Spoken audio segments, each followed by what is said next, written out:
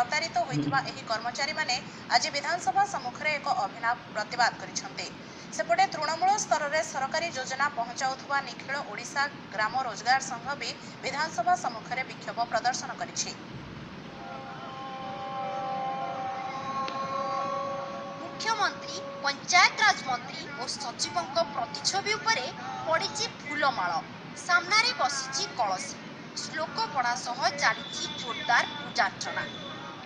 एभली अभिनव शैली रे विधानसभा सम्मुख में विक्षोभ करुछंती ओडिशा पंचायत राज विभाग कंप्यूटर प्रोग्रामर कर्मचारी समिति।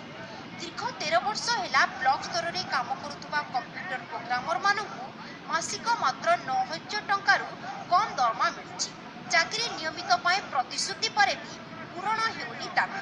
तेणु विधानसभा सम्मुख में चली एभली अभिनव प्रतिवाद। शनि राहु केतु को आवाहन कला बेली नवीन पट्टनायक को शनि एवं डीके सिंह को राहु एवं अरुण साहू को केतु भली पूजा करछु।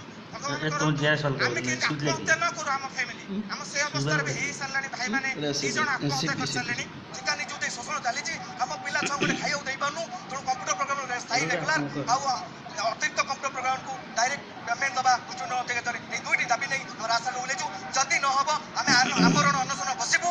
तापर जदी सरकार दाबी कर्णपात कलेनी आमे सीधा सड़क आत्माहुति दबु।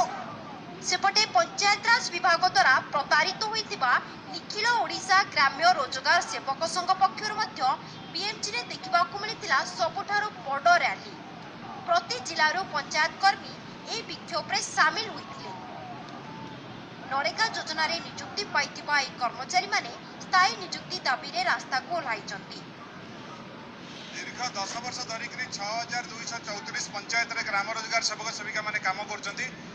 किंतु बड़ा दुखर विषय वर्तमान सुधा सरकार सेमानकर स्थायी नियुक्ति बाबद कौन कार्यक्रम ग्रहण करना। तो आम दरमा दिन को 150 टकर भी होनी। तेणु आम पंचायत आगामी दिन में पंचायत ताला पकेबू, ब्लॉक ताला पकेबू, जिला ताला पकेबू, कार्य सब बंद रम सब कम देकी आमको किसी भी दरमा से दौना कि स्थायी करूना। आमर गोटे दाबी स्थायी दाबी। आगको आसुची पंचायत निर्वाचन। यह पूर्व पंचायत राज विभाग अधीन में काम करुवा दुई कर्मचारी संघ कार्य बंद डाकरा देइथिबारु सरकार को पई अड़ुआ परिस्थिति सृष्टि हेबा आशंका देखा देछि। भुवनेश्वर कैमरामैन शक्ति सहित स्वाति जेना जी मीडिया। विधानसभा सम्मुख में एकाठी होइछन।